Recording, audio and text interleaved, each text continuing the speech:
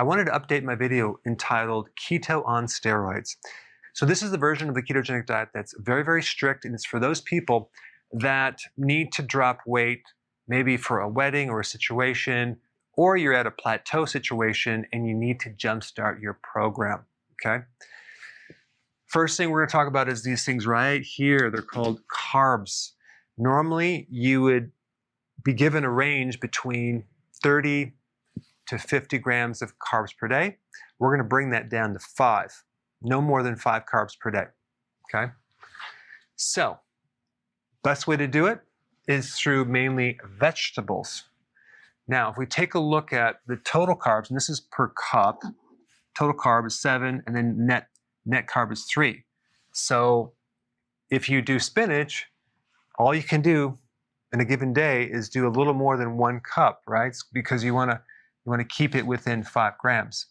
But look at lettuce right here, 0.5. So you could do 10 cups of lettuce. That would be better than spinach. Avocado, you can do a little more than 2 cups of avocado, right?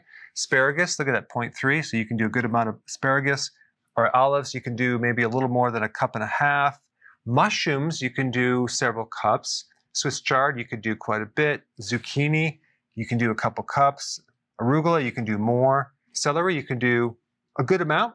And then you have bok choy, and then radish, and watercress. So on this program, there are things that are very, very important, and things that are moderately important and less important. This up here is very, very important to keep these carbs below 5 grams per day, not per meal. And so really pay attention to the net carbs and how many you can get away with to keep this under 5 grams. Obviously, like the vegetables right here, lettuce, asparagus, Swiss chard, arugula, bok choy, watercress is probably the best right here. Is better because you can consume more of it. That means you're gonna get vitamin C, you're gonna get more nutrients, you're gonna get more minerals from that food, but it's a lot of fiber as well. So this is number 1 right here. Let's talk about proteins. It's very important that you don't overdo it with protein. You don't want to go over 7 or maybe 8 ounces for certain individuals, but usually between 3 to 7 ounces, okay? Now, what you're going to be doing is you're going to be doing OMAD, 1 meal a day. So this is all the protein that you're going to consume in a given day. If you consume too much protein, okay, your body just basically breaks it down and turns into glucose. That's what happens. So that can actually raise insulin. So if we keep it moderate, we're going to be totally fine. The key is having a fattier type of protein. Why? Because that'll keep insulin lower as well. Like, for example, on eggs, you don't want to do just egg whites. You want to do the whole egg, the yolk as well. Salmon is the ideal fish. There's a lot of other fatty fish too you can consume, but this is perfect, okay? Summer sausage has more fat in it. Just make sure there's no dextrose in there. I just did a video on this. I'll put a link down below. Hamburger is better than steak because most steak is fairly on the lean side. There are certain steaks that are fattier, but hamburger is a bit fattier. And this is why I would recommend hamburger over other types of meats. Okay, eggs. Duck eggs would be better than chicken eggs because they're fattier. Shellfish would be good. Pork or lamb, of course, from the farmer's market, not from the local 7-Eleven. And sausage. You want to get the sausage that has the most fat. All right, this is your protein. Now let's get to the fat. Of course, there's a lot of fat with this protein right here. But the acceptable fats would be the olive oil, extra virgin, the real stuff, butter, coconut oil, lard, or tallow. Now, here's the thing. You're going to put some olive oil on your salad dressing. You can cook with it. With butter, you can actually put some on your vegetables, and you can also cook with it. Coconut oil, you can cook with it. Lard, you can cook with it. Tallow, you can cook with it. But I don't want you to add a lot more fat to this meal.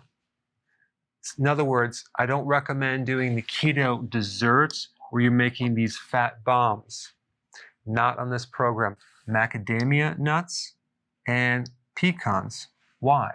Because they are the fattiest nut. Look at the ratio. It's like 11.5 fat to 1 protein.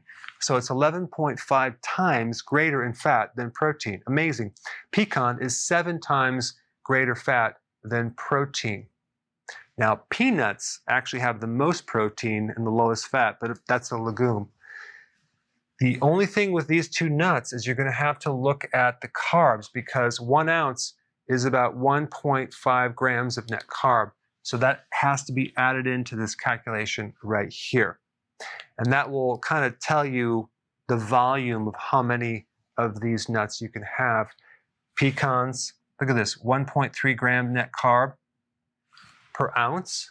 So you have to add that to your calculation.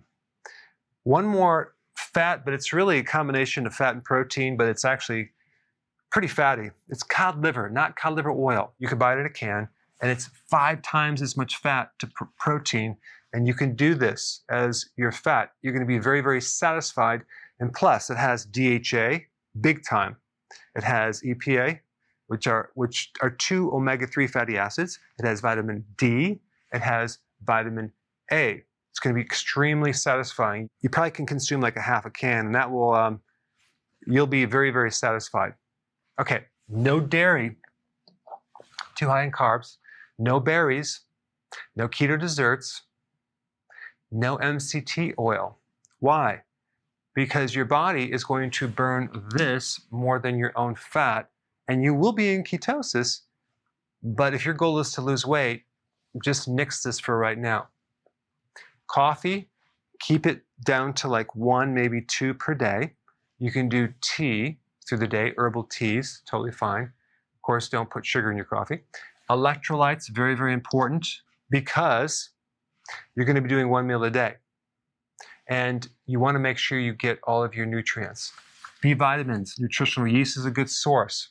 A lot, if not most of the B vitamins are water soluble. So that means you don't store them for very long. So if you're not taking them, you can end up with a deficiency. Vitamin D, unless you get sun or you're consuming the cod liver.